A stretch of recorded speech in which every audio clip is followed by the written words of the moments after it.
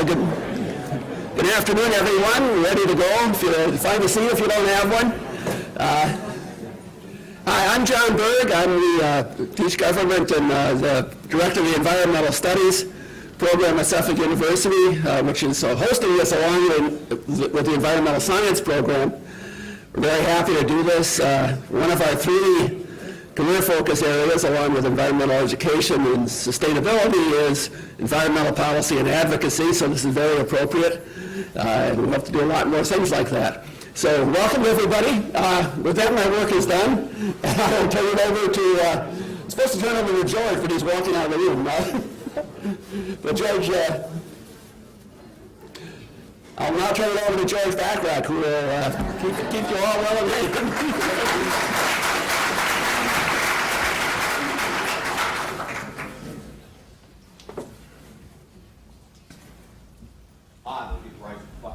Can you hear me? Okay, that's the bad news. You can hear me. Welcome, everybody. I'm George Backrack with the Environmental League of Massachusetts. It's a tribute to you all that you obey instructions so well and all got here early, which we thank you for, because this was an oversubscribed event. So thank you all for coming. I want to do a few quick housekeeping chores. First, to thank John and Suffolk for hosting us here. They've done this over the years and have become a center for civic activity, so we appreciate that. I want to thank you can applaud for that's enough. I also want to thank the co-hosts. The environmental community is a very collaborative community. We work well together, we fill in for each other, we back each other up, and we work through these events together. So I want to thank the co-hosts for this event, the Appalachian Mountain Club, Clean Water Action, the trustees of reservations, Mass Audubon, Sudbury Valley trustees, MLEV, Northeast Energy Efficiency Partners, Charles River Watershed Association, and E&E. Thank you to them.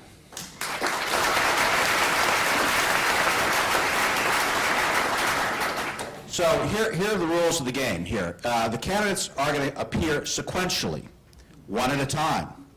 The order of the candidates' appearance are as follows: Jeff McCormick first, Martha Coakley second, Charlie Baker third, and Evan Falchuk fourth. And they're each going to get about 20 minutes or so to help us understand their commitment to energy and environmental protection here in the Commonwealth. They're going to start with 2 or 3 minutes of just open comment on their vision for the Commonwealth in terms of energy and environmental protection. Then they're going to be asked about 15 or 20 minutes worth of questions from our panelists, who I'll introduce now: Jen Ryan from the Trustees of Reservations and Peter Shattuck from Environment Northeast, E&E.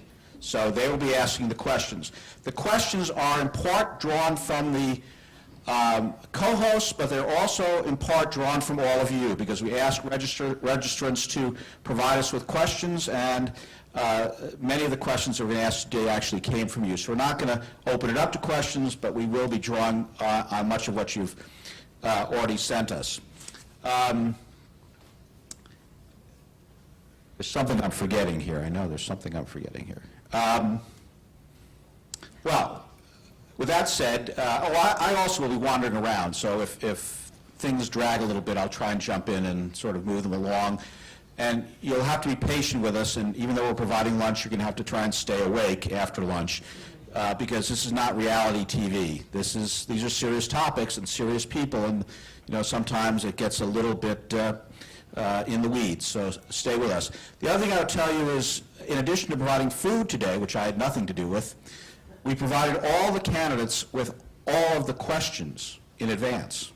I think no one really does that, but this is not gotcha politics. We wanted the candidates to know what we're asking about, and we wanted them to be prepared for a thoughtful conversation. So that's the way we do it. That said, our first candidate we're happy to have here is the independent candidate for governor of the Commonwealth, Jeff McCormick. Jeff, you're on.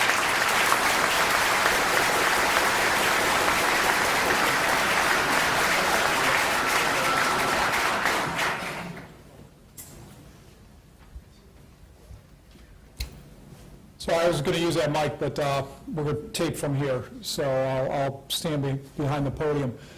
I wanted to give people a little bit of a sense of who I am and my background, so you understand how that fits into my awareness of environmental policies. I'd also like to thank all of you for the work that you do. John, thank you for hosting this again. Obviously, it's extremely important that you work together, because my view is all of these issues are interconnected. I grew up in upstate New York, near a Native American Indian reservation, and for those people who know, they are extremely environmentally conscientious people, and being mentored by someone who is now the faith keeper for the whole Iroquois Confederacy. You learn about things like seventh generation philosophies, which in their mind is sort of thinking into infinity, longer than families could live. That is something that is part of who I am, and also playing lacrosse with them, which I did at Syracuse. 20 years ago, we started a company when many people in the energy world were thinking, it was $16 a barrel, energy is always going to be free. And we said, no, that's wrong. What about alternative forms of energy? And we started what became North America's largest biodiesel company, Clean Burning Fuel. That was an eye-opener for me, I have to tell you, because you realize how staggering the volumes of energy consumption are. I mean, and that we were the biggest one in North America, and we were kind of a drop in the bucket. And we said, there has to be other more significant solutions out there. And we began researching things like bioalgae, and we're still not there yet. And I do think that that will be one of the solutions in the future, hopefully getting us from 2020 goals to 2050 goals, things like that again could be really significant volumes of clean burning fuel. Obviously, I'm a proponent of alternative energy as well with some of what we've done.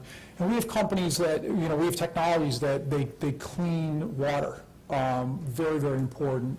Companies that, with technology that cleans petroleum hydrocarbons, again, very, very important, out of both water and soil.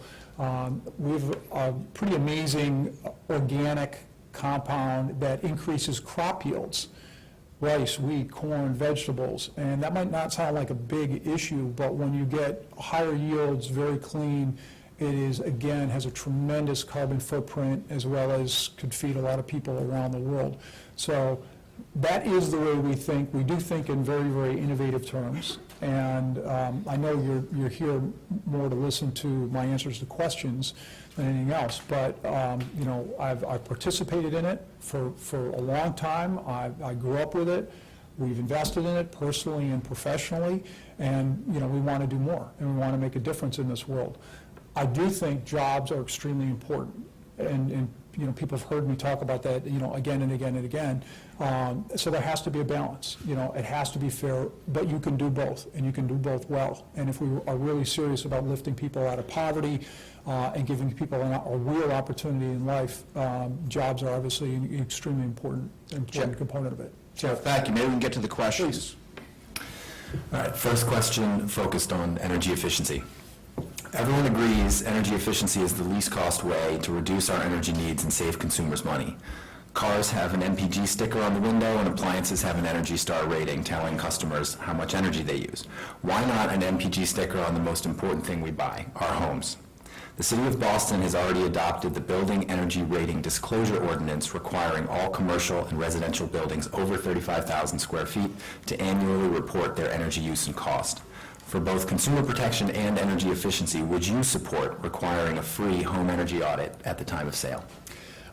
I think what we need to do here is, for those people who've purchased a home and have gone through those very, very complicated closings, it seems to me it's very easy to include in those closing documents a document that fully informs people about the environmental cost of their home and where to go for the resources. So that seems to me to be something that we could very easily put into that. Again, so people are aware. And I think anything this group does to make it part of the public conscience is a good thing.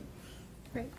Thank you, Mr. McCormick. On land protection, the Commonwealth invests roughly $50 million each year in capital funds to conserve land, protecting wildlife habitat, drinking water supplies, working farms and forests, beaches, urban parks and trails, and natural lands that provide buffers from the impacts of storms. We are unique in that such investments are at the state and local level are protected by Article 97 of our Constitution. The recently enacted environmental bond will provide the new governor with opportunities to protect critical natural resources, support farming, and to implement innovative climate change adaptation programs in our communities. Why is land protection important to you, and what would your land conservation priorities be as governor? How would your administration uphold Article 97 of our Constitution? And what would you do to implement the innovative opportunities offered by the new environmental bond? Well, I think one thing we ought to do is look at the bond and say, how can it be used essentially to also protect from disaster? And I don't know how many other people feel this way, but there is, and this is almost a two-question answer here, the forces of nature are extraordinarily powerful. We've all seen it. And one of the greatest combative forces are the forces of nature. So the more we preserve nature, the more we preserve wetlands with a real environmental map of how are things really protected and what is impacted, so that we can use, so that we can literally use those kinds of funds and invest, and you can kind of get the best of both worlds, right? You're not only preserving spaces, but you're really thinking thoughtfully about, where is stormwater going to go, and how can we combat these forces? You talk to people that are in the Army Corps of Engineers, and they say, you cannot build the Great Wall of China and try and protect things. It's just very, very difficult, and of course, it's also difficult to do for a lot of other reasons. So I think that that's really where we ought to drive to, but we need a real plan for it. And again, I don't think we ought to get there just with tiny increments or accidentally. I think we ought to have a map and a plan and say, this is really what we're trying to do. Next question on energy supply and demand, and a bit of a preamble here, but important for the context. So, National Grid recently announced a 37% rate hike this winter due to the region's over-reliance on natural gas and resulting price spikes when gas is needed for heating and power generation. Some have proposed to address this problem by subsidizing new pipelines to bring fracked gas into the region. They suggest that natural gas is a bridge fuel to renewables, but financing would require a 30 to 40-year commitment, and new pipelines would take years to build, so it wouldn't help this winter or next in any case. Others suggest that we already over-dependent on natural gas, that price uncertainty and greenhouse gas emissions make natural gas a risky bet, and that we should first reduce the demand for natural gas and then meet any remaining need with cleaner and predictably priced wind and hydroelectricity. How would you meet the Commonwealth's energy needs while reducing risk to consumers and the environment? Well, being a big fan of reduction more than anything, reduce, reuse, recycle, let me tell you what I am doing. Let me tell you what I've done. So when we looked at this as a problem years ago, we said, instead of thinking that you have to make a decision, to your point, that's a 30 or 40-year long decision, and I don't think it's too long to think 2, 3, 4, and 5 years ahead, by the way, but that is a long decision. There's a lot of invention, there's a lot of technology between where we are today and where we're going, and I think we ought to be mindful of that. But what we said is, what do you do as a bridge? What infrastructure do we have today that can be utilized? And there are companies that can truck natural gas that have a very favorable carbon footprint relative to what they're replacing. So it is a step in the right direction. It is not the permanent solution. But to do that, again, using existing infrastructure, so that you can decrease the cost of energy, so that again it has a very, very favorable carbon footprint, and you can essentially keep up with your investment in renewables and have go kind of attack the problem from the other end as well, with something that's cleaner and cleaner. I will say I am a fan generally of hydro. Hydro has just a tremendous carbon footprint, as a renewable.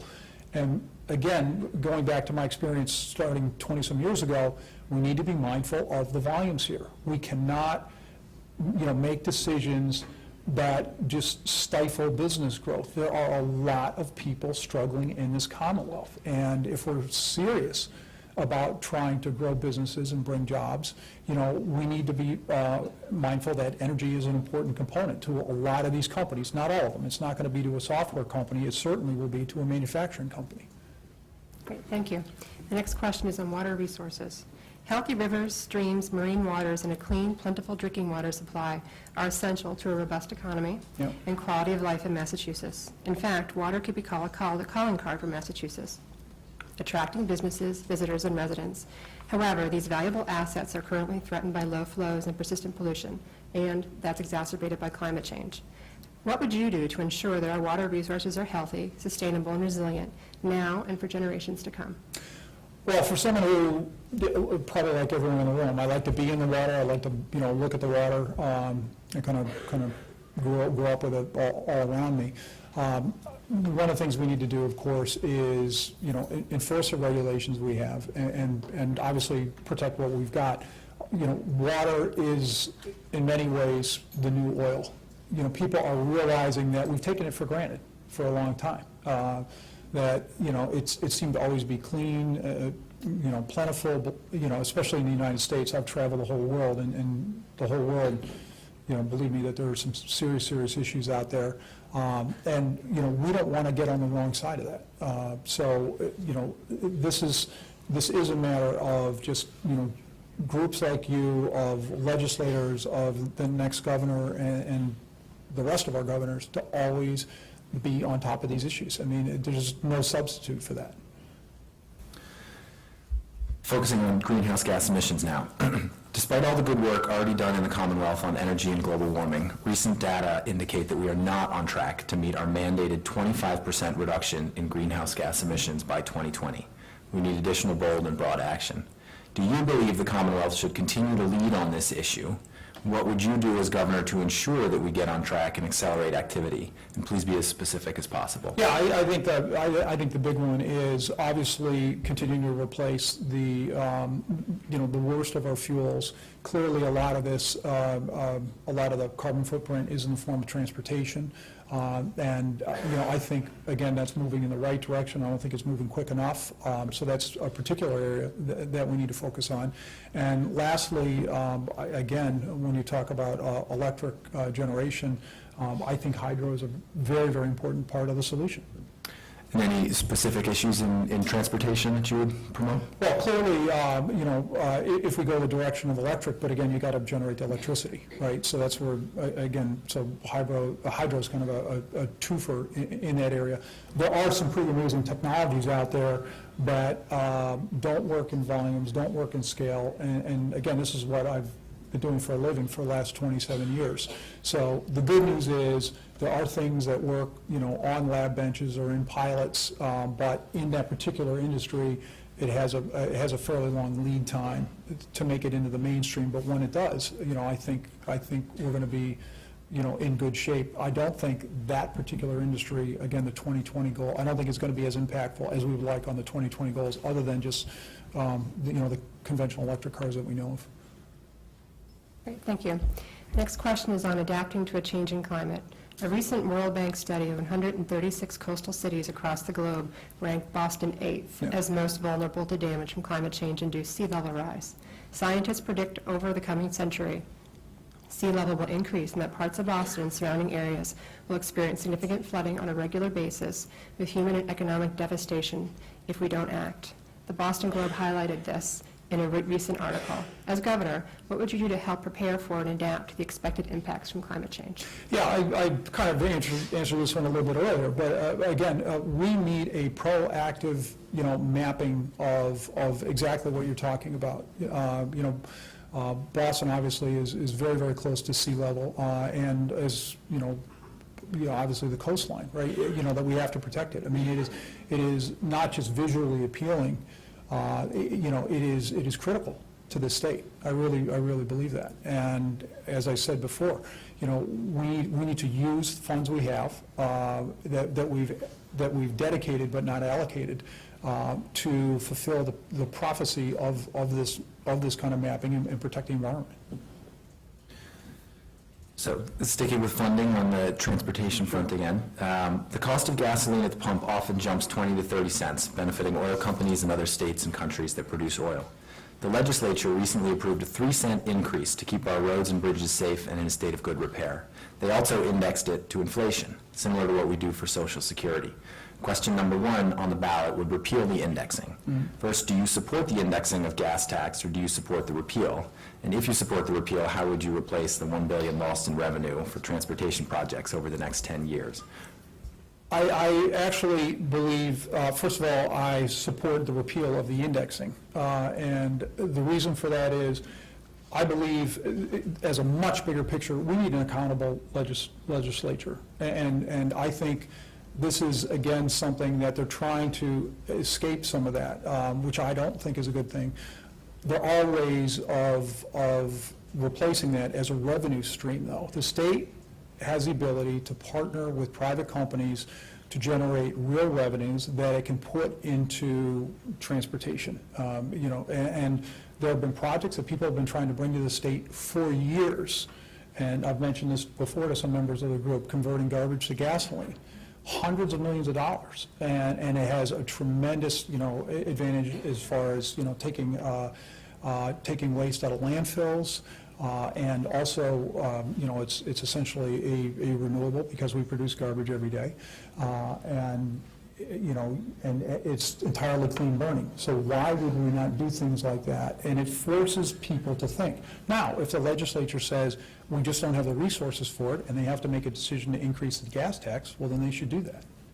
And quick follow-up, what would you see as the role for the state in encouraging those sorts of partnerships with the private sector? Well, part of the problem is many of these complicated projects have several different agencies that are involved in them. It's not like you go to one place and you're all set.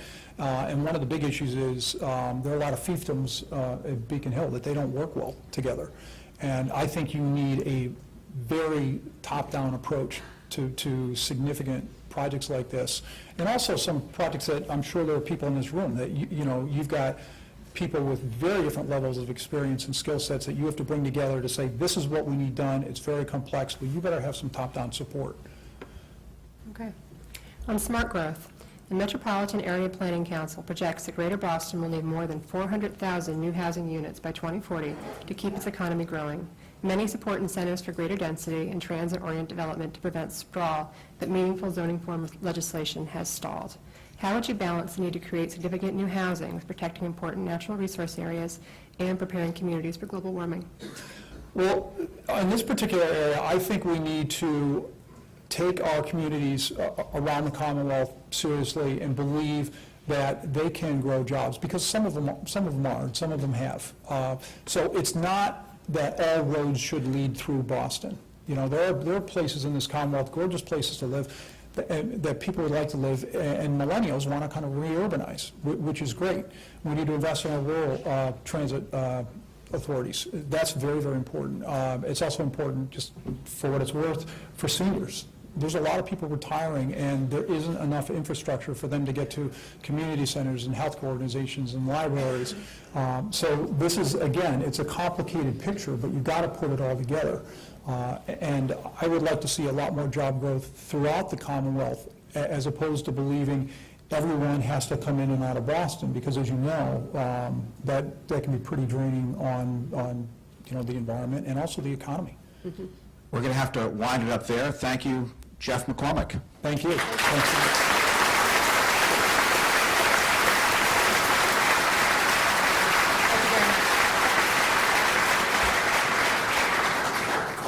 We're about to introduce our next candidate, but I also want to thank John Satriali, who is videotaping this, and we're grateful to him. It will be posted online on the websites of the sponsoring organizations for friends that might want to see it. I also want to thank Erica Madison and Annie Meyer from the ELM staff for doing a lot of the work, along with others, to put this together. We're now about to be joined. Erica, perhaps you can get the general to join us here. We're now happily joined by the next candidate, the Attorney General, Martha Coakley.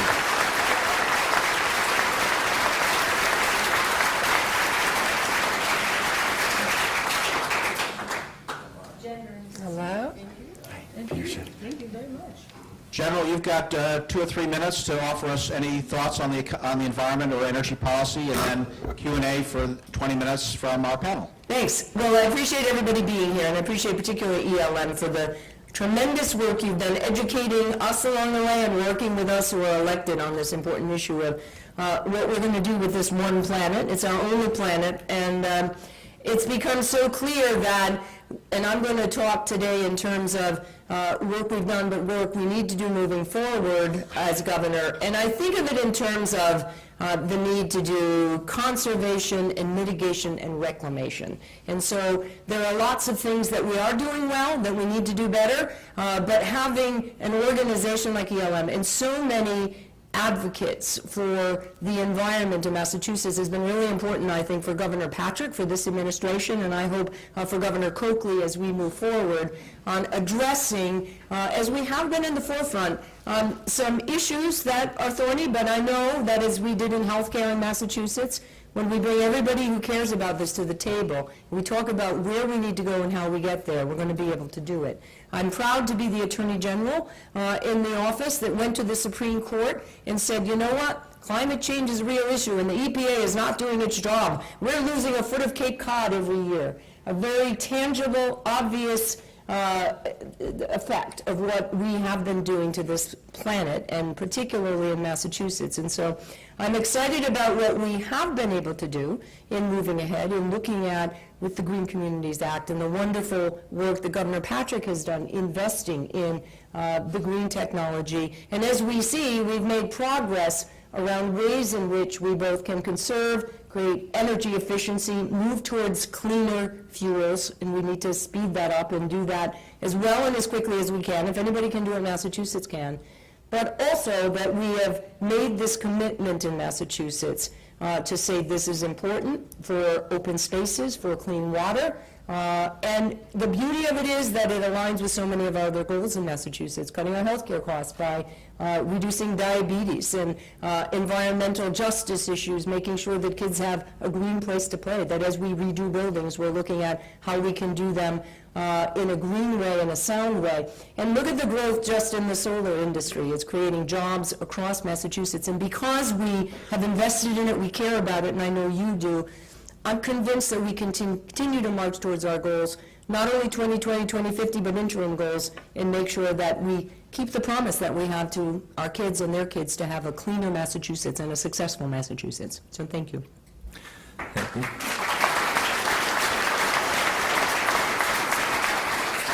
Thank you. First question on energy efficiency.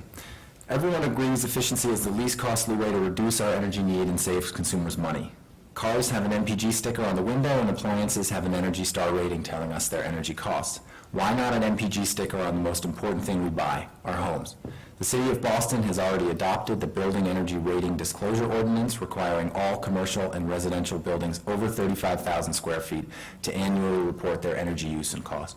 For both consumer protection and efficiency, would you support requiring a free home energy audit at the time of sale?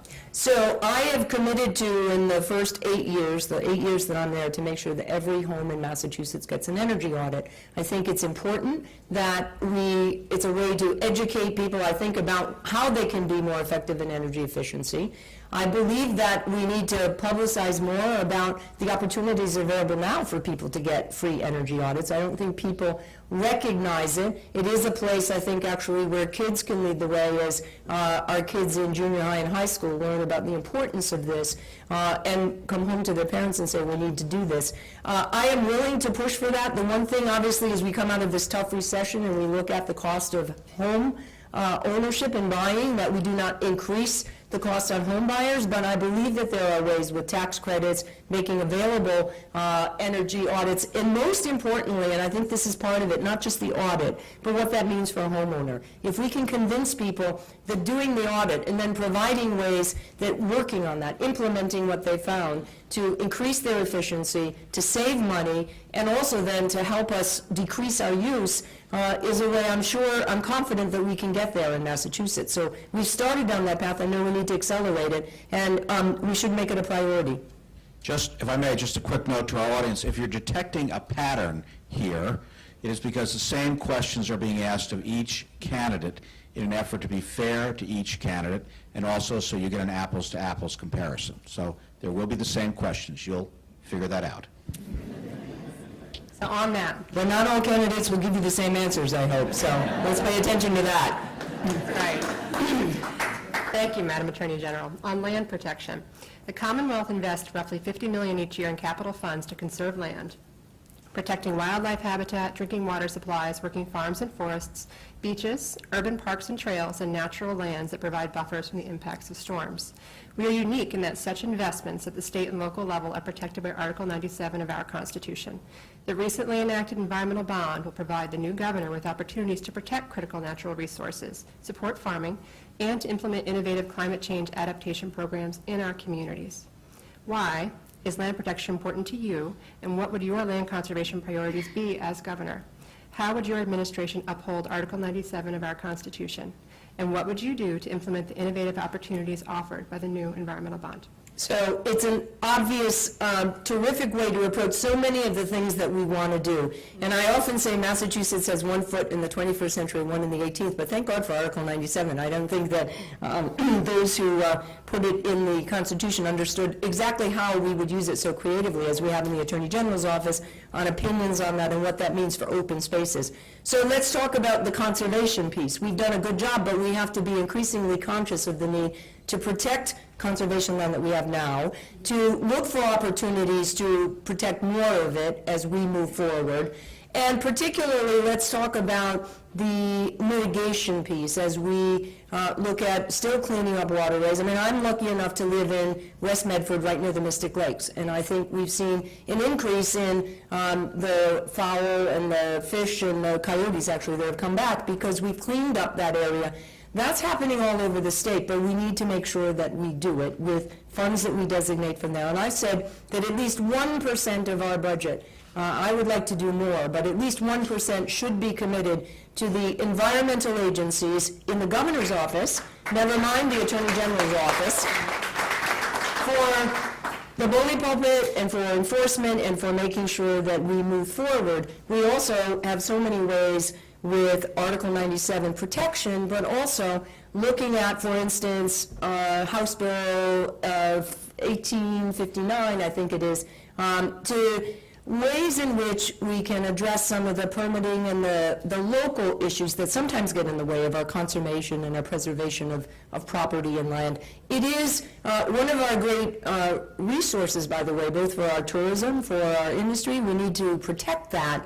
And so through that article, but also through budget and through legislation and potential legislation, keeping that asset that we have, our land, our water, is crucial. And it does get down, this is one that does get down in the weeds, believe me, no pun intended. But I think what we've been able to do in the AG's office by having our environmental division work with our energy division and working as a governor across all of our agencies to make sure that the environmental impact, both in conservation and reclamation and mitigation, goes out. It's not just an energy or an environmental division. It has to be something that permeates what the governor does when she is there. Switching back to more on our energy focus, National Grid recently announced a 37% rate hike this winter due to our region's over-reliance on natural gas and resulting price spikes when gas is needed for heating and power generation. Some have proposed to address this problem by subsidizing new pipelines to bring fracked gas into the region. They suggest natural gas as a bridge fuel to renewables, but financing would require a 30 to 40-year commitment. The new pipeline would take years to build, so it wouldn't help this winter or the next in any case. Others suggest that we are already over-dependent on natural gas, that price uncertainty and greenhouse gas emissions make natural gas a risky bet, and that we should first reduce the demand for gas and then meet any remaining need with cleaner and predictably priced wind and hydroelectricity. How would you meet the Commonwealth's energy needs while reducing risk to consumers and the environment? So that is the question, and that's one we've wrestled with over the last 8 years and would tend to as governor moving forward. It's one of the reasons we called for our energy summit a year ago, May, to bring people to the table. You can have 2 environmentalists in the room and 3 opinions on many of these issues. But what's important is that the engagement of so many advocacy groups, people who genuinely care about the science, care about a clean energy future, have great ideas about what we need to do moving forward. We have made terrific progress, I think, under Governor Patrick and the Green Communities Act, moving towards clean, sustainable energy. I think that we're not there yet, and so how we get from here to there as quickly as we can, looking at those goals, not just decreasing greenhouse gas emissions, but making sure people have the fuel that they need, and the cleanest fuel that they need is, I think, one of the single biggest challenges. But I think what we can do and will do is address it and bring to the table the conservationists and the advocacy groups and the energy folks and the investors in our clean, sustainable energy. If anybody has the talent here in Massachusetts to try and reach those goals, we do here.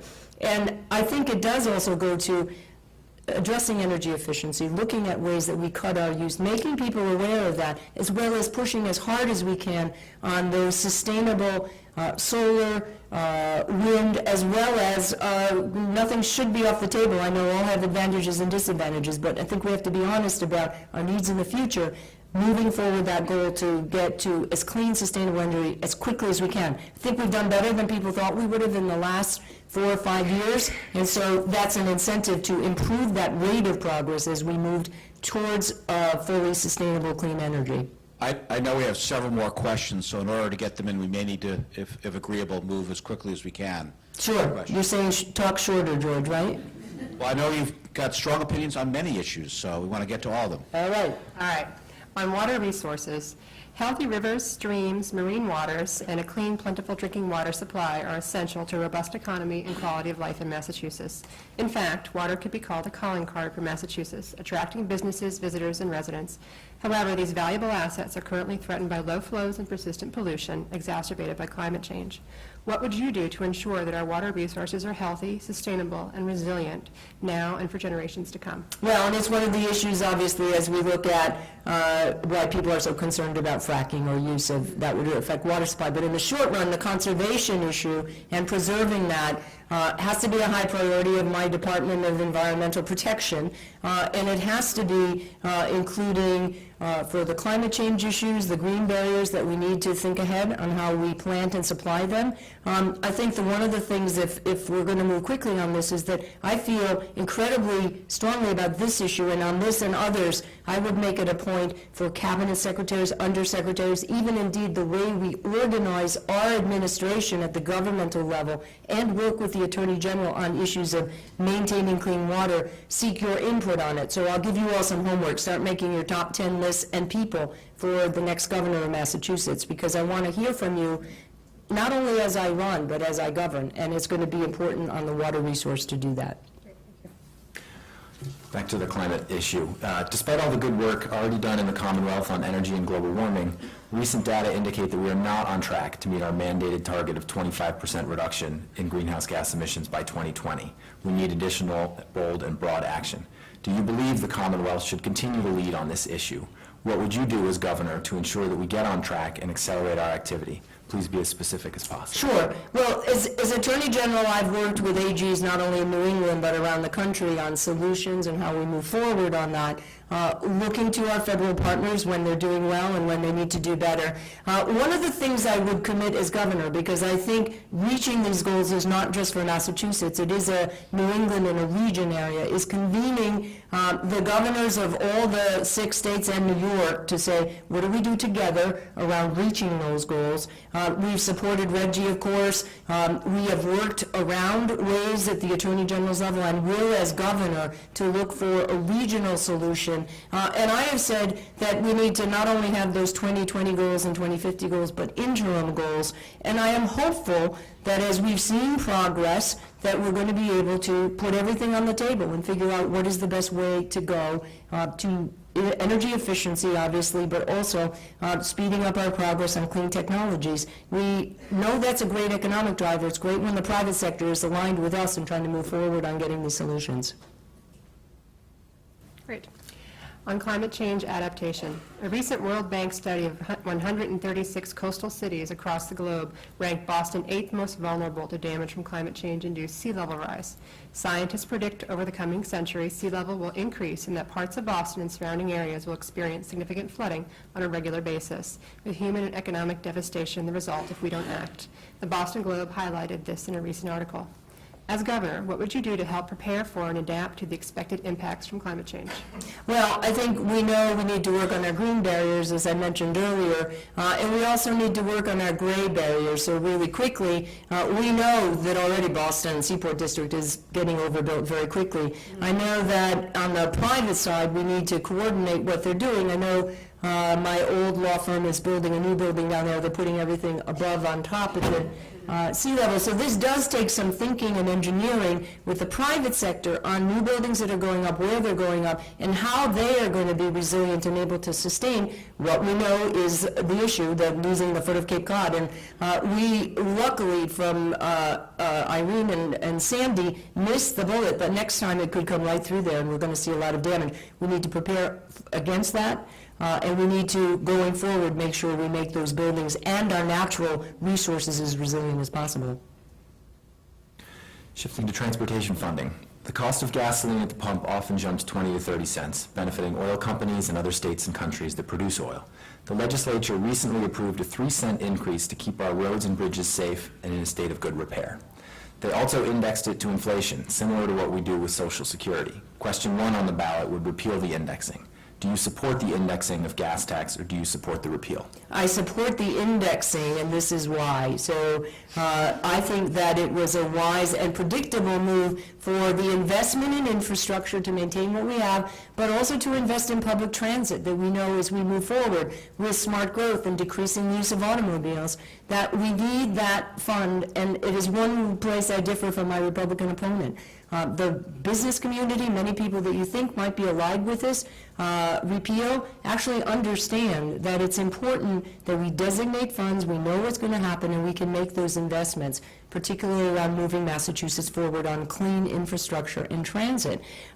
So I think this is a real difference, aside from the fact that in 2010, I guess my opponent wasn't really sure about climate change, but you can ask him about that, I'm sure. I really believe that we will be able to move forward with those investments that will help us move Massachusetts ahead, and it's particularly important in the issue of public transit. We won't be able to build the South Coast Rail. We won't be able to do a lot of what we should do that will help us meet those goals in 2020. So on smart growth, the Metropolitan Area Planning Council projects that Greater Boston will need more than 400,000 new housing units by 2040 to keep its economy growing. Many support incentives for greater density and transit-oriented development to prevent sprawl, but meaningful zoning reform legislation has stalled. How would you balance the need to create significant new housing with protecting important natural resource areas and preparing communities for global warming? Well, and that's where I have found, in fact, as Attorney General and running for office, what great work has already been done around this issue with the planning at the local level, in the regional level, and it's one of the reasons why I decided on a plan for regional economic development, because I think what it lets us do is we move forward with the infrastructure and the building, both businesses and housing, to support economic growth in a way that makes sense for that region, both environmentally and otherwise, is to work from the bottom up. So the state can provide money for infrastructure and clean transit, but also monies to the local areas, local electeds, advocacy groups around smart growth, particularly for business development, housing development. And it is so interesting to see the great work that's going on in Massachusetts. Out in Lee, in Berkshire County, where I grew up, there's a company that's looking to come in to do precision manufacturing in an old mill. They're also thinking about buying the old mill next door to do housing for their workers. That kind of planning from the ground up, where we know that people want to live near cities, they want to be able to walk to green spaces, accomplishes our other goals in keeping people healthy, keeping our healthcare costs down. All of these can be aligned when we recognize the importance of our energy efficiency goals, addressing climate change, preserving our natural resources, and building in every part of Massachusetts the clean and sustainable economies, schools that I invest in. We got to keep our kids, ready for those jobs. But this is where we can, I think, do very well compared to other states, and I think we can keep moving ahead, particularly in smart growth. It's luckily aligned with what I think most people in Massachusetts want right now. All right, shift to toxic chemicals. Scientific evidence increasingly indicates that toxic chemicals that we are exposed to every day in our homes, workplaces, and schools are linked to a rise in cancer, asthma, learning disabilities, infertility, Parkinson's, and other diseases and disorders. What will you do to protect workers, children, and other vulnerable groups from exposure to toxic chemicals in the everyday products they use? Well, we've certainly taken on a big role in the Attorney General's office with my predecessors, fighting tobacco, going after, as we have led in the environment, and understanding now the issues of environmental justice, not just what happens in every community, but certainly in our disadvantaged communities, the issues of fairness in terms of incinerators and trash, and the ways in which children who suffer from asthma may go to an emergency room and then go back to an apartment that's filled with dust and mites, and we don't solve that problem if we don't understand both the environmental justice issues and the ways in which we need to address those toxins. So it means working closely with the FDA, which I've done, and I know your next Attorney General will do, and looking at the state level, how we can identify those products that are harmful. We have tools to enforce that, but as governor, I also will have the bully pulpit and the ability to say that businesses and corporations, as I did in the foreclosure crisis, as we're trying to do in our schools, businesses and corporations should not be making money at the profit of people's health that we end up paying for. And that's true of pharmaceutical companies that put drugs on the market that we pay for that are expensive, toxic chemicals that are heavily advertised without revealing what their short or long-term distances. We've been through too many of these with asbestos and with tobacco, not to be vigilant now about products that are on our shelves in our schools. We have the know-how to identify these, to make sure we enforce against them, and make sure people aren't making profit off of toxic chemicals that hurt us. We have time for 2 quick final questions. All right. On the bottle bill, updating the existing bottle bill to include newer beverages such as water bottles and energy drinks will be on the ballot in November. While we also support curbside recycling, 80% of containers with a deposit are recycled, but only 23% of containers without a deposit are. The remainder of non-deposit containers end up in landfills, incinerators, or as trash in our parks. Should we expand the bottle bill? Absolutely. How's that, George? That's quick. Absolutely. This answer might be a little more involved. Price on carbon. The current interstate RGGI agreement effectively places a price on carbon for utilities as a method to reduce greenhouse gas emissions. It has been considered both effective and a success story for Massachusetts. Would you support expanding this to a revenue-neutral price on carbon economy-wide? And so this is one of the reasons why I'm so interested in bringing all the governors in. At the Big E, I hope, as we used to do before Governor Romney decided he didn't want to go out to Springfield, but bring all the governors together around issues like RGGI and see if that is, for me, that's on the table. What I have said, and I know many of you have heard me say this, that we also have to do something that is not going to increase the cost on our businesses at the moment, but we're going to continue to balance what we need to keep, if that's going to work, to reduce our carbon emissions, and we can do it in a neutral revenue way. It should be on the table in ways to meet those 2020 goals, and I'm committed to meeting them. So I look forward to talking with my colleagues in New England and New York if I am lucky enough to be your next governor. So, General, thank you very much, everybody. Thank you.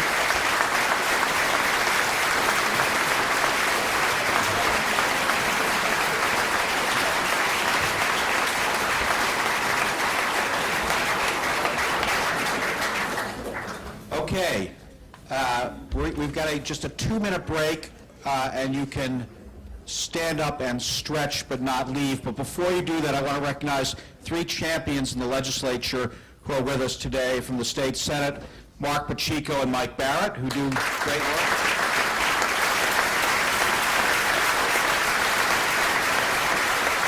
That's enough. That's enough for them. And from the House, Representative Denise Provost.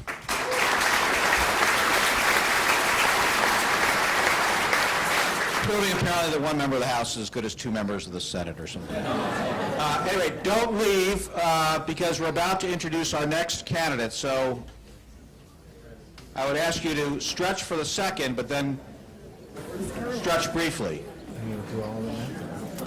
George got you to, I know, it's like 2 more is get you a carbon tax.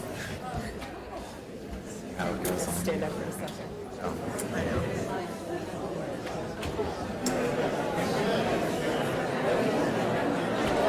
How long have you been,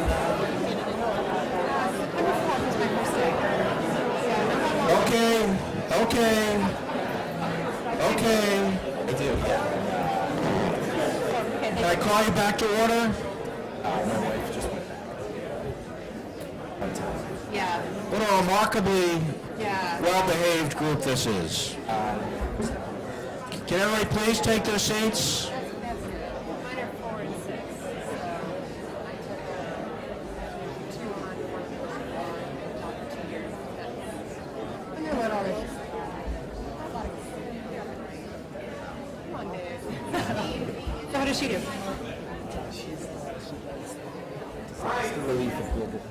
Oh, This is a remarkably well-behaved group, and we're amazingly on time. So the third of our candidates is here, the Republican nominee for governor, Charlie Baker. Charlie.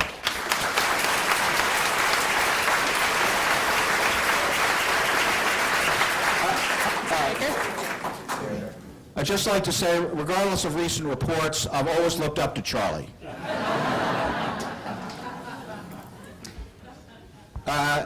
Charlie, the way this works is you have 2 or 3 minutes to offer a vision or ideas about energy and environmental policy, followed by about 15, 20 minutes of Q&A from the panelists. So the stage is yours. Well, first of all, let me thank you all for coming out this morning, and let me thank the sponsors for hosting this event.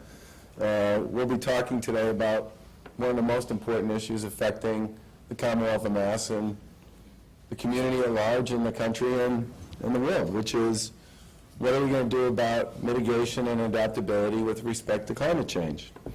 Massachusetts, I think it's fair to say, has been a leader with respect to these issues over the course of the past decade, and it's important that the Commonwealth continue to be a leader on a go-forward basis with respect to dealing with these issues. From my point of view, the most important things we can do, I would put into 3 buckets. The first is, and now I'm going to start answering some of your questions before you ask them, which may or may not be a problem.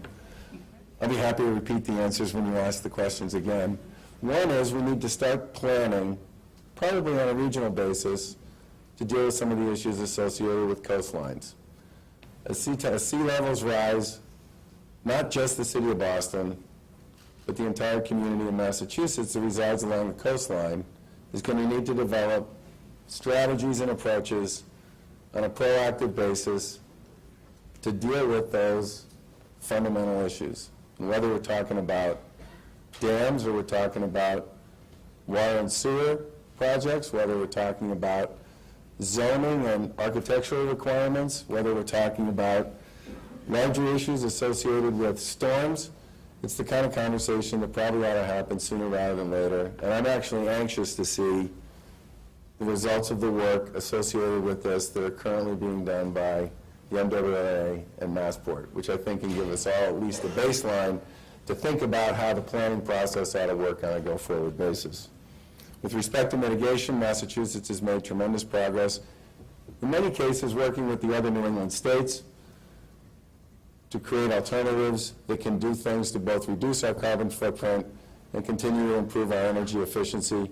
We obviously need to do more with respect to that, and we probably need to do it in conjunction with the other states in the region.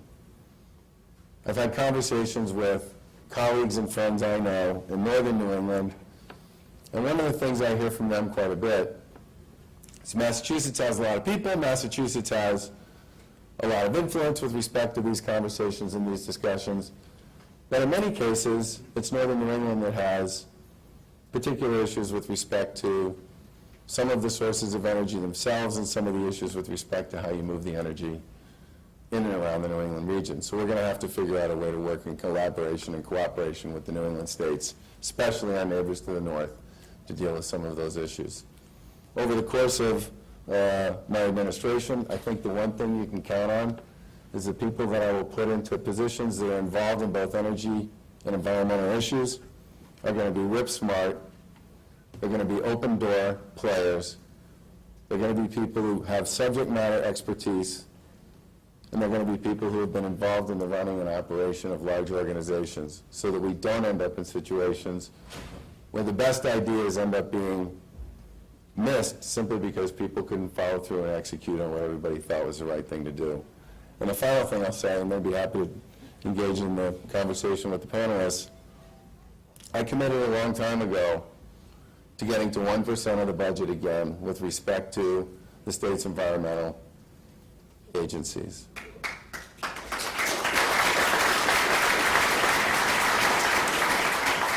That was a commitment that was made in the Robin Salucci administration when I served there in Health and Human Services and Administration and Finance, and when it was first brought to my attention that we were no longer spending 1% of our state budget on these important matters, I was surprised and disappointed. And I can promise you that, while it may not happen immediately, because it's going to depend to some extent on what the budget actually looks like when whoever the next governor is takes office, I can promise you that we'll get there over the course of my administration. And again, I appreciate the chance to be here. I look forward to the Q&A. Thanks. Great. Starting with energy efficiency. Everyone agrees energy efficiency is the least costly way to reduce our energy need and saves consumers money.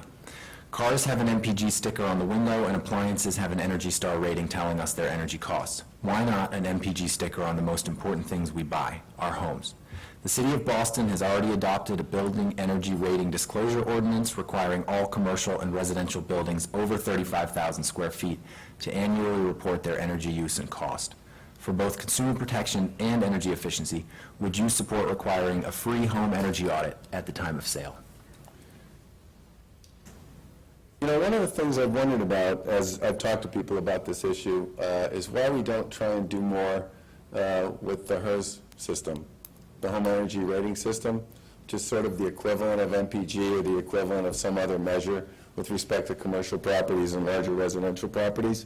I think that could be a way to encourage a lot more homeowners, particularly at the point of transaction, to think about the energy efficiency question when they make decisions about the price of a home, the price of a property. I appreciate the fact that this is a controversial issue, but the more I've thought about it, if we truly want to engage using what I would describe as carrots, mechanisms that encourage people to be a lot more serious about this question, one way to get from here to there would be incorporate something like a HERS index as a mechanism to determine the energy efficiency of a home. I do think, however, if we head down that road, we need to spend some time talking about what the audit associated with that would look like, because I think, as everybody in this room knows, most of the audits we do now are more about things you can do to improve your energy efficiency of your existing property and less about what someone's actual energy efficiency of their existing property is today, which is a different kind of measure. But I think moving towards something like a HERS index would be a good idea, and one I would be more than open to support and discuss and pursue. Great, thank you, Mr. Baker. The next question is on land protection. The Commonwealth invests roughly $50 million each year in capital funds to conserve land, protecting wildlife habitat, drinking water supplies, working farms and forests, beaches, urban parks and trails, and natural lands that provide buffers from the impacts of storms. We are unique in that such investments at the state and local level are protected by Article 97 of our Constitution. The recently enacted environmental bond will provide the new governor with opportunities to protect critical natural resources, support farming, and implement innovative climate change adaptation programs in our communities. Why is land protection important to you, and what would your land conservation priorities be as governor? How would your administration uphold Article 97 of the Constitution, and what would you do to implement the innovative opportunities offered by the environmental bond? There's like 7 questions in there. 20 minutes, Judge? I guess what I would say is, first of all, I oversaw, for Governor Weld and Governor Salucci, our land acquisition program when I worked in state government in the 1990s, and we considered it to be one of the more effective initiatives that we pursued to do many of the things that you all just described. The 2 other things I'd say about it is, in addition to the issues that you brought up with respect to its importance, Massachusetts is, for many people, a beautiful state from a destination and a vacation and a tourism point of view, and from a recreation point of view. And there are a lot of people who find sort of the glory in this state to be about its natural habitats and its natural resources. And I think when we talk about land acquisition and passive land management, we should also remember that for a lot of people, both the active land management and the passive land management stuff is all about creating a series of experiences, if you will, for the people who live here and the people who visit here. I think there are plenty of opportunities to do work with land management on a go-forward basis. I think the most important thing we need to do is make a commitment that every year we will continue to acquire land and continue to incorporate it into both our active and passive land management programs. And again, if you look at what's happened to the budgets at DCR and DEP over the course of the past few years, they're each down about 25%. We need to make an investment in those agencies so that they have the ability to do a lot of the planning and the development work that's required to make the right kinds of decisions with respect to what we do with the bond bill. I think in some ways, that's where we need to start this conversation so that we make sure, as we spend money out of that bond bill, we're spending it on things that people believe are the right sorts of things to do to continue to protect and enhance what I think everybody would agree is one of our greatest assets, which is our natural resources and our open space. Next question on energy supply and demand. Might get at some of the regional coordination that you cited. National Grid recently announced a 37% rate hike this winter due to our region's over-reliance on natural gas and resulting price spikes when gas is needed for heating and power generation. Some have proposed to address this problem by subsidizing new pipelines to bring fracked gas into the region. They suggest natural gas is a bridge fuel to renewables, but financing would require a 30 to 40-year commitment, and a new pipeline will take years to build, so it wouldn't help this winter or next in any case. Others suggest that we are already over-dependent on natural gas, that price uncertainty and greenhouse gas emissions make natural gas a risky bet, and that we should first reduce the demand for natural gas and then meet any remaining need with cleaner and predictably priced wind and hydroelectricity. How would you meet the Commonwealth's energy needs while reducing risk to consumers and the environment? Well, I was one of the first people who started talking about Canadian hydro 5 years ago. I'm glad to see that the conversation has been moving forward with respect to that opportunity, and would want to continue to work with the other New England states to see if we can come up with a plan that could make available for this region a greater share and a larger participation with Canadian hydro. I also think the competitively bid onshore wind that's associated with that project would be a great addition to the New England and to the Commonwealth's portfolio of energy as well. I also think it's kind of too bad that we all knew 4 and 5 years ago that we were going to do the right thing and take our coal-fired generation plants out of production over the course of the next 5 to 8 years, and that would have an impact on the Commonwealth and the New England region's ability to generate energy to support our businesses and our families here. And I kind of wish the Commonwealth had made the decision at that point in time to do the relatively simple work associated with taking 3-foot pipe and making it 4-foot pipe along our existing right-of-way so that we wouldn't have a transmission problem like the one we face today that's translating into a 37% increase for already strapped Massachusetts families and businesses. The other thing I would say is if we had done that, there would be no conversation, I don't believe, about a new pipeline running from Albany to northern New England across Virgin Territory in northern Massachusetts, and creating a significant amount of anxiety for a lot of people in Massachusetts where that might have been avoided. I do think going forward, I hope we take advantage of the legislation that was passed this past year to put some heavy incentives in place for our utilities to do what they can to deal with lost gas and gas leaks, which probably cost Massachusetts ratepayers as much as $1 billion over the course of the last 10 or 11 years. That seems to me, from both an environmental point of view and a cost of energy point of view, and from a supply point of view, something everybody could agree on that we should pursue as aggressively as we possibly can. And I think the two other things I would say is that we need to be all about a diversified portfolio. Wind, solar, natural gas, hydro. And our game plan here ought to be to continue to do the things we can do to mitigate the impact of fossil fuels on our overall production. And I think in many ways, the table is pretty much set on this one, but we have to be very smart about how we think long-term about this stuff going forward, and work with the other states in New England and with ISO to make sure that we have the kind of diversified portfolio that can work as a mitigation tool, as well as make sure we have the power we need at a reasonably affordable price to run our businesses and live in our homes. Thank you. The next question is on water resources. Healthy rivers, streams, marine waters, and a clean, plentiful drinking water supply are essential to a robust economy and quality of life in Massachusetts. In fact, water could be called a calling card for Massachusetts, attracting businesses, visitors, and residents. However, these valuable assets are currently threatened by low flows and persistent pollution, and this is exacerbated by climate change. What would you do to ensure that our water resources are healthy, sustainable, and resilient for now and generations to come? You know, I hate to keep coming back to this 1% question, but I do think part of our success going forward is going to be to make sure that the agencies that do most of the heavy lifting with respect to measuring and monitoring water supply and water quality have the resources they need to do an effective job. And by the way, this is actually a bigger issue than most people realize. We had a number of beach closures this past year, and more than half of the streams and rivers in Massachusetts didn't meet water quality tests. I think one of the things we need to do going forward on this is to put together a comprehensive plan similar to the kind of plan I believe we need to do with respect to the coastal issues we may face as a Commonwealth, to do what we can to make sure we protect our water supply going forward.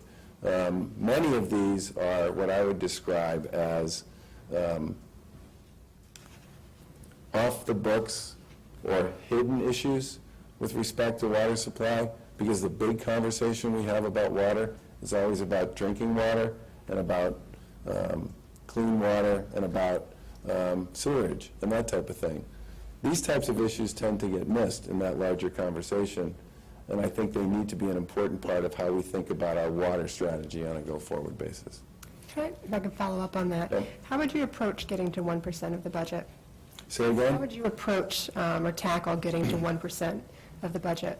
The same way you approach almost anything when it comes to this sort of thing, one bite at a time. You know, the goal I've set out is that within the first 2 or 3 years of my administration, we would get to 1%, period. And we would work with others who are currently part of those operations in those agencies to make sure that we made the right decisions with regard to how we chose to spend and invest that 1%. But my view is that's a perfectly reasonable request for this community to be making of the Commonwealth of Mass. And frankly, we were there for a really long period of time, and we should be able to figure out how to get back there. And when you look at a lot of the data that's out there with respect to the work we're supposed to be doing in a number of these areas, it's pretty clear we're not living up to some of the basic mandates and requirements that we have as a Commonwealth. Shifting to greenhouse gas emissions. Despite all the good work already done in the Commonwealth on energy and global warming, recent data indicate that we are not on track to meet our mandated target of 25% reduction in greenhouse gas emissions by 2020. We need additional bold and broad action. Do you believe the Commonwealth should continue to lead on this issue? What would you do as governor to ensure that we get on track and accelerate our activity?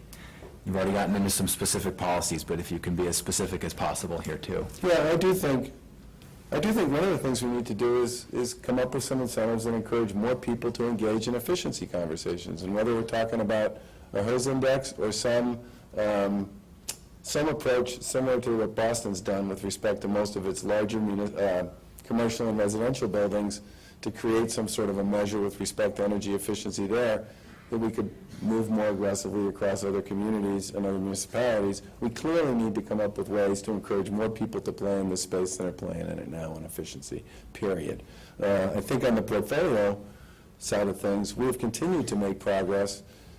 And as I said earlier, I think we need to be able to work with our colleagues across the New England region to come up with a plan that does incorporate Canadian hydro and onshore wind into the larger conversation about how we're going to power this region on a sustainable basis going forward. And I guess the other thing I would say, we've done a lot of things in Massachusetts to support and incent R&D activities across a lot of industries.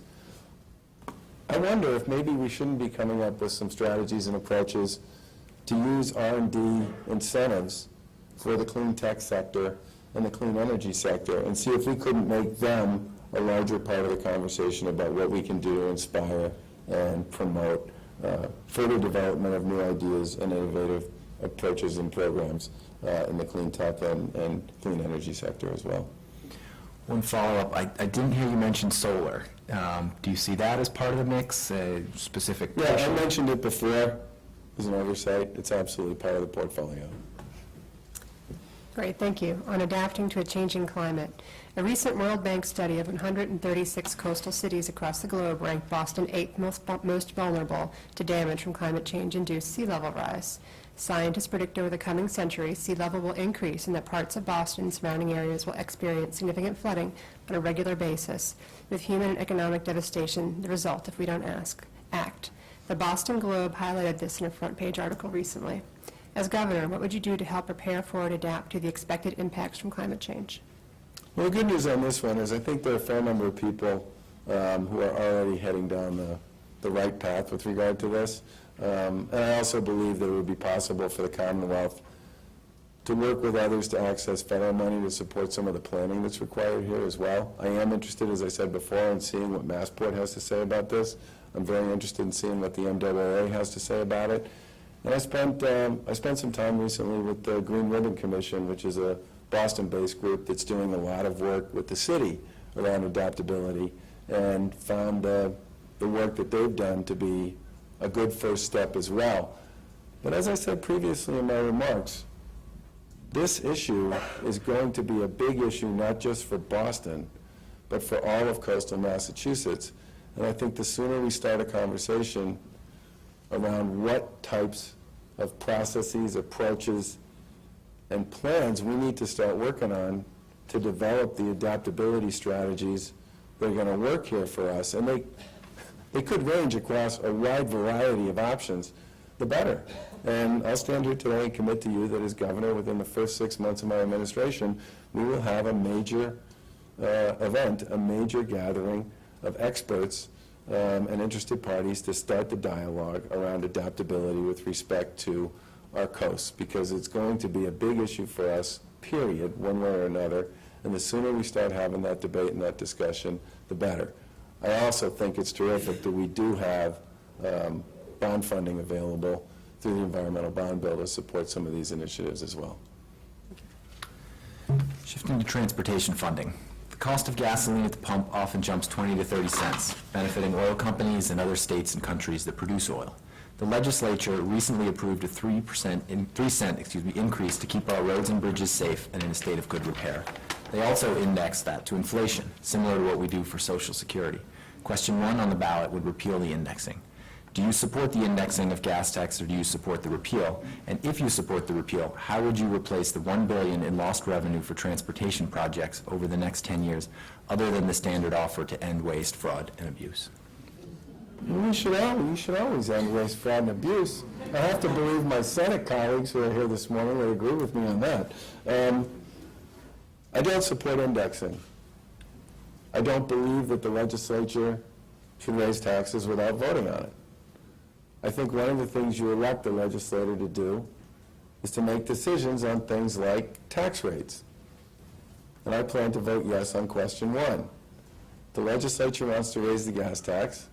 The legislature can vote to raise the gas tax and be held accountable at the ballot box in the next election for having made that decision. Having served in local government myself, I appreciate the accountability that comes with elective office. And I think that's a good thing, not a bad thing. But in that context, I've also pledged as part of my economic development plan that as governor, I would start what I call a repair and renovation program it would put $25 million in the first year, 50 in the second, 75 in the third, 100 in the fourth, and 100 thereafter, if there happened to be a second administration, into repair, renovation, and what I would call sort of short-term transit and transportation projects. Massachusetts got into a bad habit of borrowing money on a 20 and a 30-year basis to pay for transit and transportation projects that they probably should have funded out of the operating budget, because they weren't really the kinds of projects that would have a 20 or a 30-year shelf life. So if you're borrowing 20 and 30-year bonds to cut the grass, or to repair broken machinery, or to fix a rail, you're going to do that every year. And the cumulative impact of borrowing money and using borrowed money to pay for projects that should be paid for out of the operating budget takes funds away from the kinds of capital projects and capital investments that people would prefer to see us make. So what we said in our economic development plan was, yeah, we should have a pay-as-you-go fund to support what I would describe as sort of basic renovation, repair, cost of service type initiatives in transit and transportation. And our goal would be 25, 50, 75, 100, and 100 thereafter, which I think is a smarter and a better, and frankly, a fairer way to the taxpayers to fund those types of initiatives on a go-forward basis.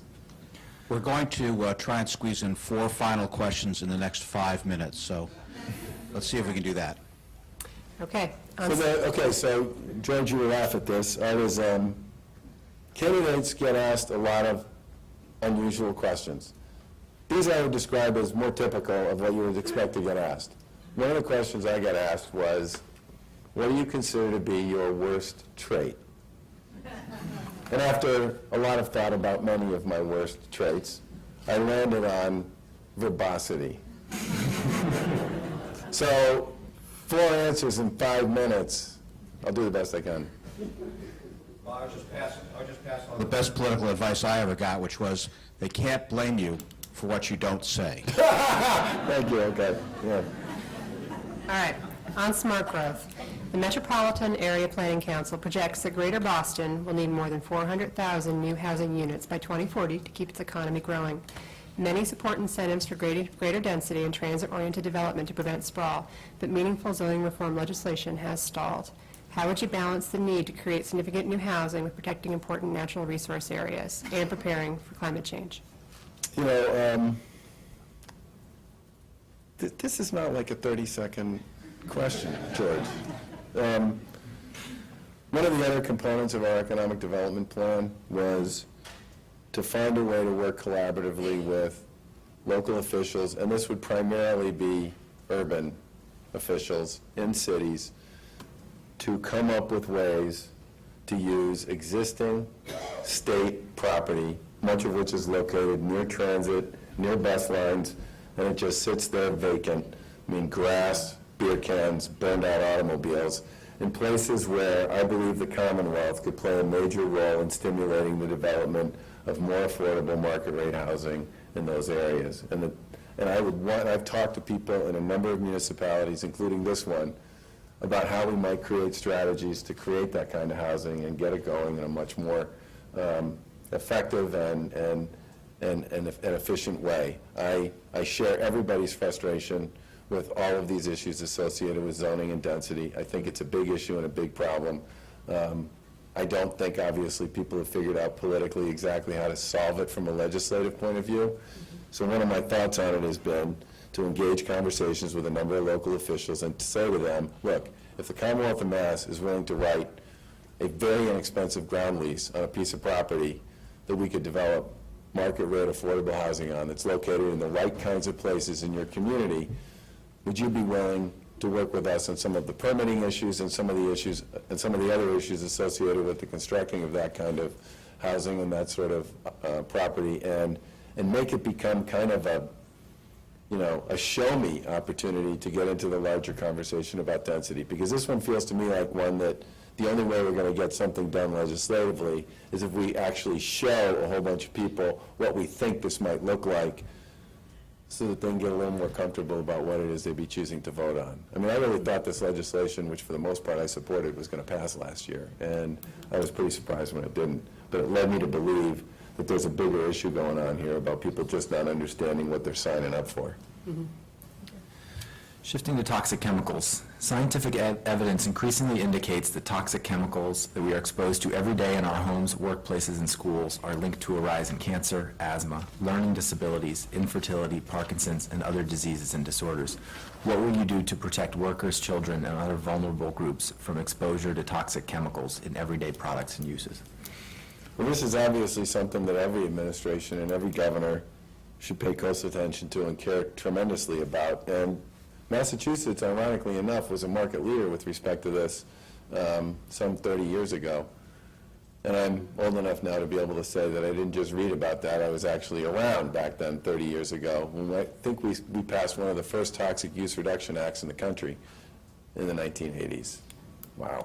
Many other states have moved significantly beyond where we are with respect to this issue over the course of the past 30 years or so, and I think it's important for us to regain some of that lost ground. I also believe, by the way, that there are a lot of folks in the employer community and a lot of people who operate in a number of these industries who would be interested in engaging in this conversation and coming up with a different way of thinking about this, because many of them currently sell into global marketplaces and into countries where the rules associated with this sort of thing are profoundly different than they are here, and in many cases they have to play to a much higher standard in those other countries to sell their products there, and it's probably possible for us to get them to think a lot more aspirationally about what could be done here with regard to the rules and standards around this. I think it actually may make economic sense for many of them.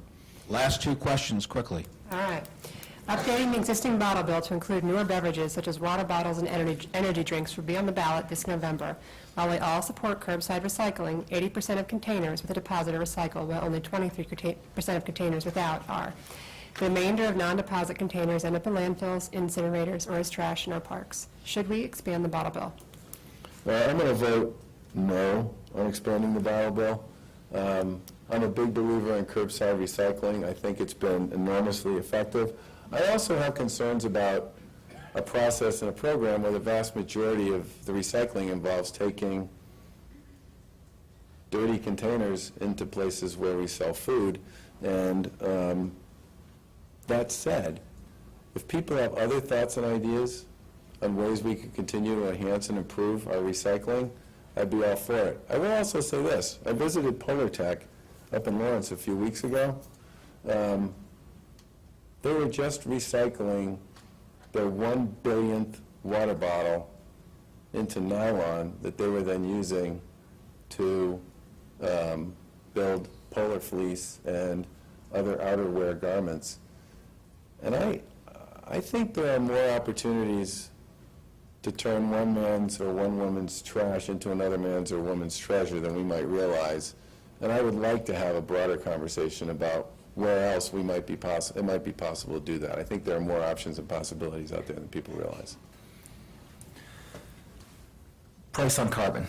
The current interstate regional greenhouse gas agreement effectively places a price on carbon for utilities as a method to reduce greenhouse gas emissions. It has been considered both effective and a success story for Massachusetts. Would you support expanding this to a revenue-neutral price on carbon economy-wide? Let me start by saying that I think Reggie, for the most part, has more than lived up to people's optimistic expectations with respect to how it would work, and I would continue to support it on a go-forward basis.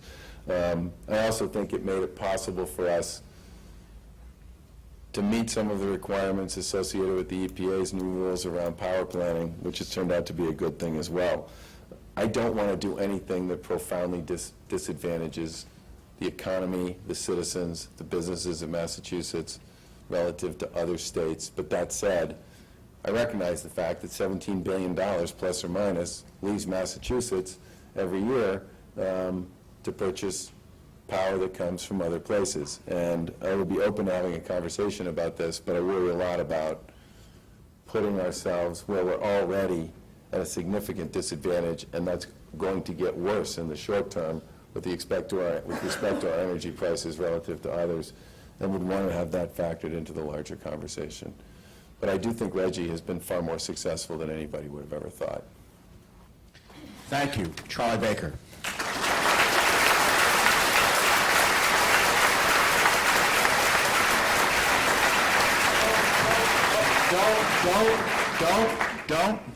Don't move. We're almost done. Don't move.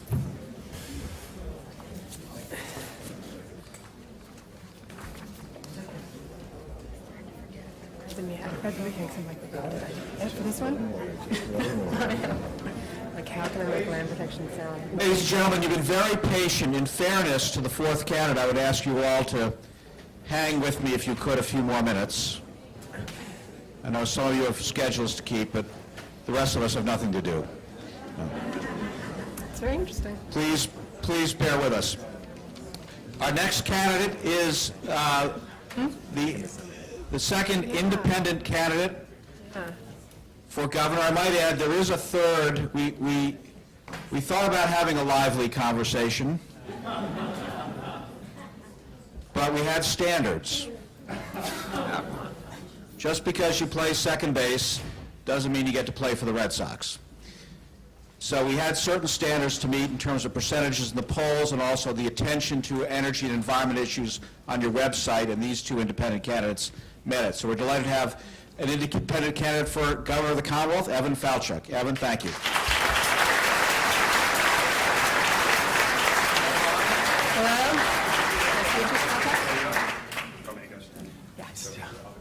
Evan, you have 2 or 3 minutes to offer a broad vision on energy and the environment, and then Q&A. That sounds great. Thank you for having me. Good afternoon.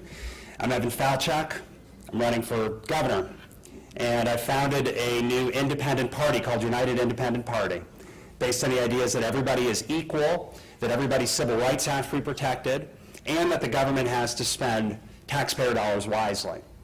I believe there are many issues, in particular related to the environment and energy, that are not taken as seriously as they should, in part because we have a legislature and a political establishment that isn't interested in treating them with the seriousness with which they should be treated, and having the kind of direct conversations about how we can build a modern, pro-growth agenda that protects the environment.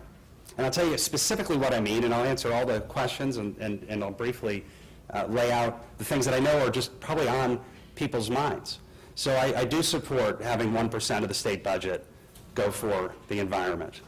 Actually, I find 1% to be arbitrary. I think it should go whatever the right amount is to go for the environment, but 1% for sure. I'm against, and have been for a long time, the natural gas pipeline across the northern part of Massachusetts, for a lot of reasons. For a lot of reasons. I think it's bad policy. I'm very concerned about the fact that there's a possibility that we're going to miss our 2020 greenhouse gas emission goals, and that the planning isn't really there for the 2050 goals.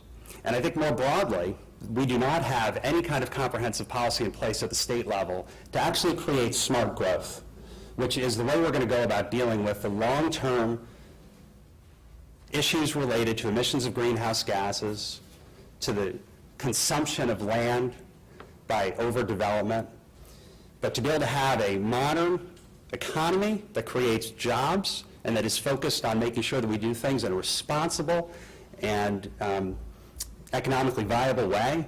That's what leadership is about. So that's the reason I'm running.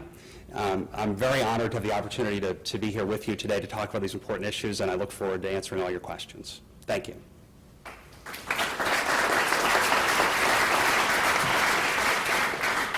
Thank you. First question on energy efficiency.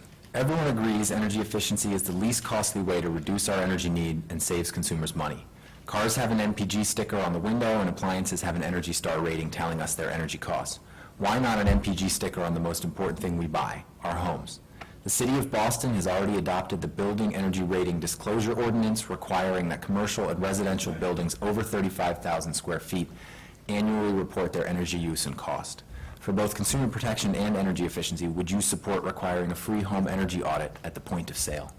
I do support that. I think it makes sense. I mean, I don't think we should have NPG ratings on homes because that would be bizarre. Certain homes. But I support that. And I know that there is no such thing as a free home energy audit, but the cost of doing that is immaterial relative to the benefits of it, and it should be done. Great.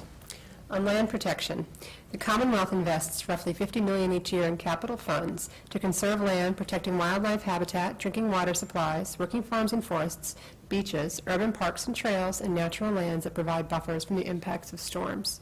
We are unique in that such investments at the state and local level are protected by Article 97 of our Constitution.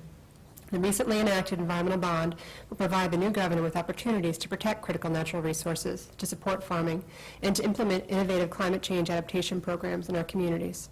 Why is land protection important to you, and what would your land conservation priorities be as governor? How would your administration uphold Article 97 of our Constitution? And what would you do to implement the innovative opportunities offered by the new bond? It's an extraordinarily important issue, and leadership means that we actually protect and preserve what we have received and make it better for the next generation. And I think too often in our country over the last number of decades, we've been consuming our children's heritage in environmental terms. We talk about Article 97, this pipeline may or may not end up going through land protected by Article 97. And I would think that the current governor could do things to, at the very least, make it difficult for the federal government to seize the land that they're going to probably end up seizing anyway. But it should be a wake-up call to everybody around the need to make sure that we elect people who want to protect the environment in these ways, because the federal government has the power to do these things. More broadly, our vision, and my running mate is actually here, Angus Jennings, and he's a land use planner, has dedicated his career to these very issues, and we put out together a plan called the Thriving Communities Action Plan, and it is based on having smart growth. And a big part of this is putting in place at the level of the state, reinstating something called the Office for Commonwealth Development, which existed a little bit more than a decade ago. But it hardwired the coordination between environmental issues, economic development issues, housing, land use, transportation, energy, water, the Watershed Initiative. These were all good things that existed, but for lots of different reasons we've moved away from. And it becomes the 351 cities and towns forming their own policies in ways that end up using up far too much land and not planning for future, not having any kind of regional planning around how to grow. So these things taken together, if you go and read it, go to the FalCheck2014.org website and read the Thriving Communities Action Plan, because it takes so much of the best thinking around these exact issues and says, here's how we turn this into policy. Next question on energy supply and demand, and we've heard your position on the pipeline, but we're reading everyone the same question, so bear with us.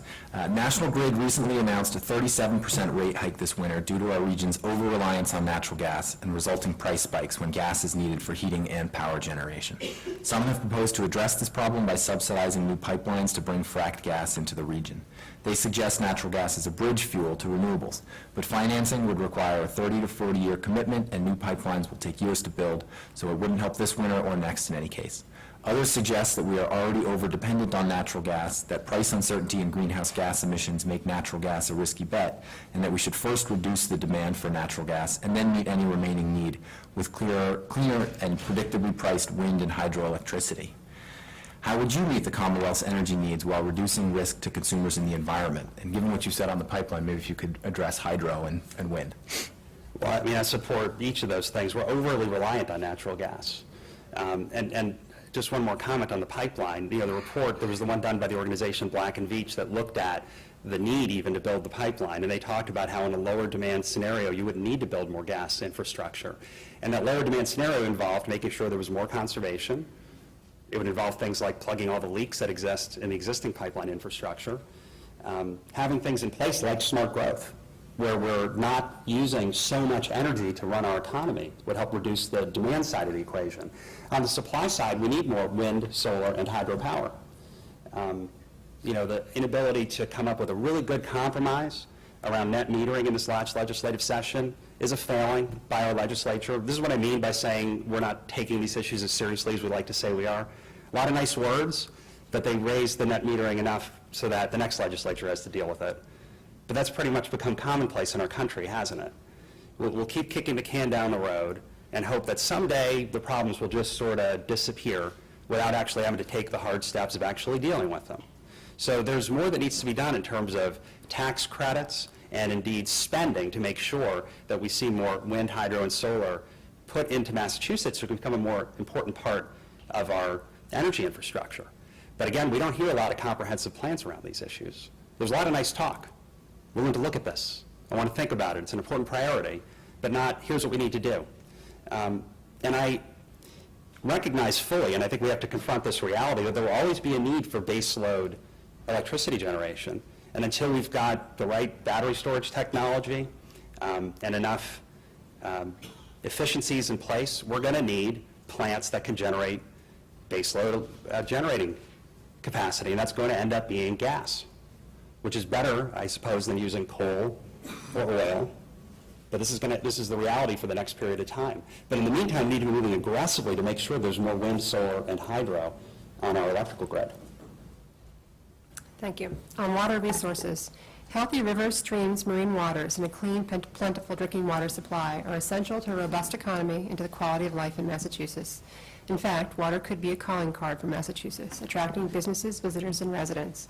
However, these valuable assets are currently threatened by low flows and persistent pollution, which is exacerbated by climate change. What would you do to ensure that our water resources are healthy, sustainable, and resilient now and for generations to come? Well, the watershed initiative that existed helped make sure that we could have some degree of regional planning around how to deal with water. I mean, water doesn't actually pay attention to or recognize the town boundaries, and it flows freely, much like carbon emissions do. And so we need to have some amount of regional planning around how these things should work, and there is some of it, but there needs to be more. But relative to how we manage it today, the study that came out a couple of years ago showing that we've got, $10.2 billion in the funding gap for drinking water, another 10 for just plain old clean water, stormwater concerns, equivalent amounts of money. And a lot of these things, we study them. There are mandates that come from the federal government, from the state government. A lot of the burden of this then falls on the cities and towns, which don't have the money to deal with it. I was talking to someone from one community that, they had changed the requirements of how often they had to clear out the drains for stormwater, didn't provide additional funding to the town. It becomes an unfunded mandate. They have to do it, but no one talks about how we're going to actually pay for it. It's like we can magically pass laws and then no one's actually responsible for the cost, and then puts it in the hands of the cities and towns. And then guess what happens? People in the cities and towns, understandably, get bothered by people saying, hey, we need to spend money on protecting the environment, and then we get stuck. We end up in a world where people say, let's protect the environment, but let's not spend the money on it. But we have to. And I can tell you, some of what happens in our government, when I say we need to spend taxpayer money wisely, we've got a $32 billion state budget in which issues like the ones you're asking about are not properly funded by the state, but they could find in the last 2 weeks of legislative session over $1 billion to fund the expansion of the Boston Convention Center. Now, I don't understand that as a policy matter when we're talking about a world in which we need money to protect our environment and to make sure that our water resources are kept safe and secure.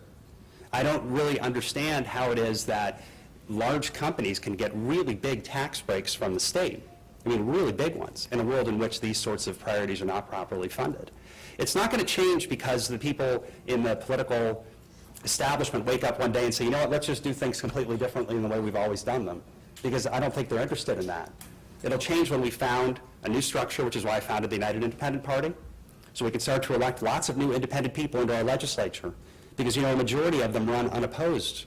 They're doing it this year unopposed. Wrap up? Yeah. Oh. So we're going to wrap up by electing a lot of new independent people.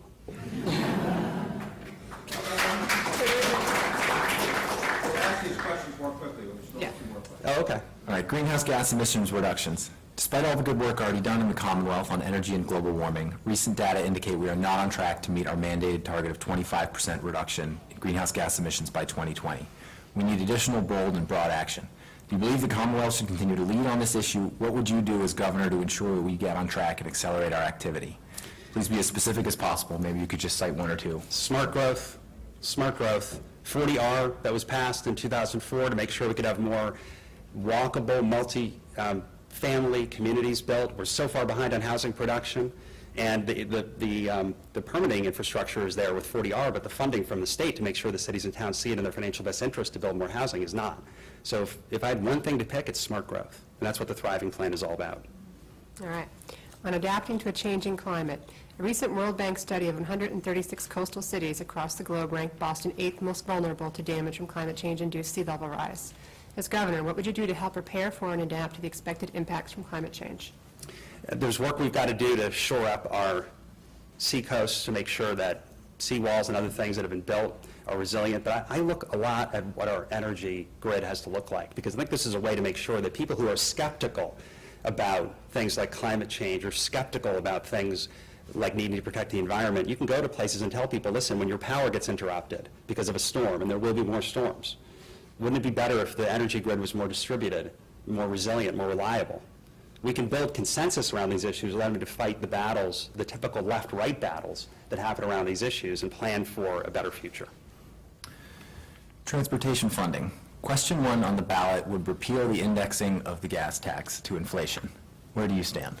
Okay, I'm against the repeal. In other words, the law should stay as it is.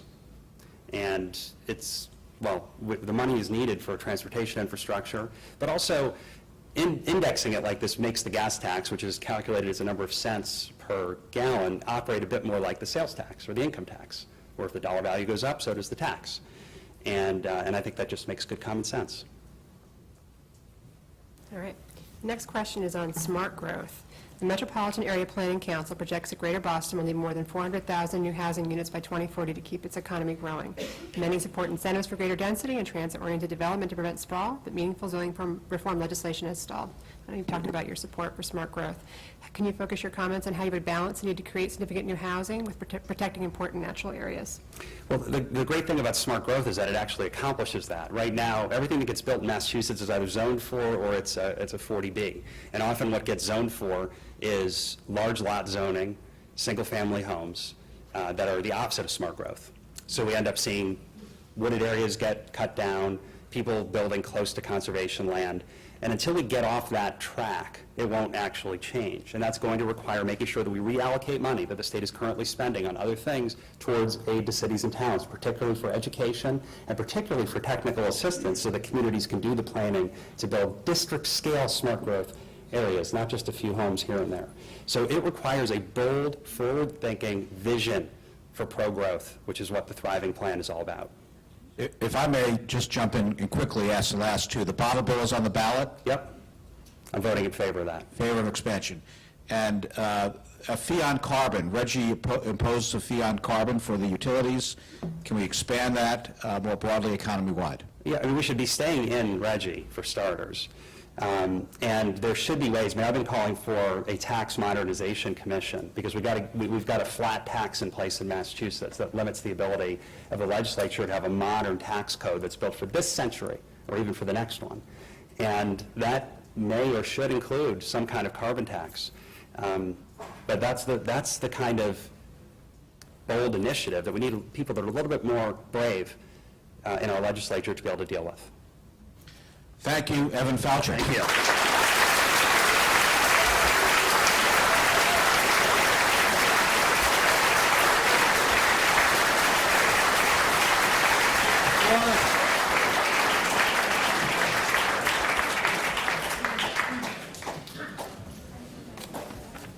Before you leave, I want to thank Peter Chaddock and Jen Ryan for offering the questions.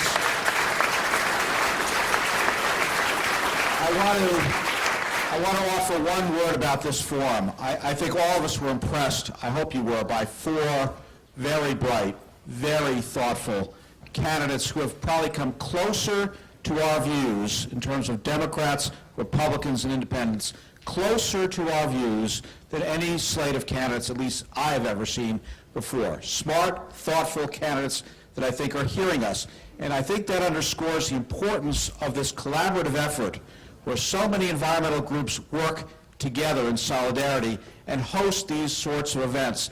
Because it's moments like this when candidates are most inclined to voice positions that are closer to what we want to hear.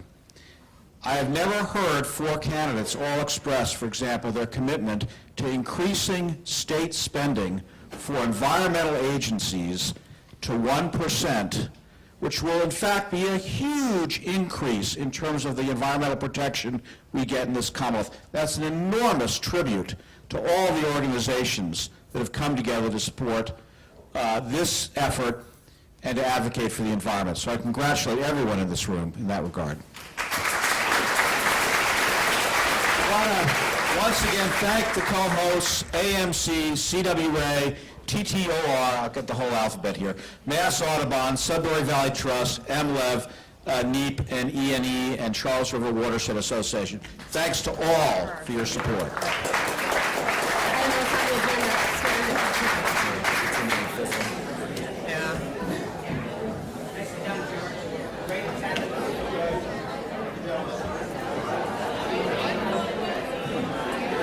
Thank you, George.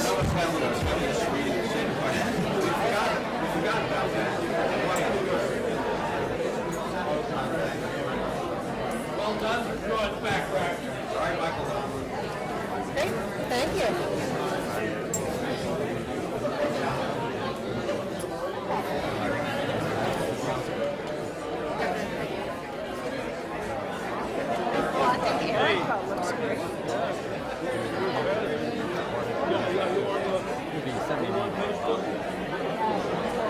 Last guy was quite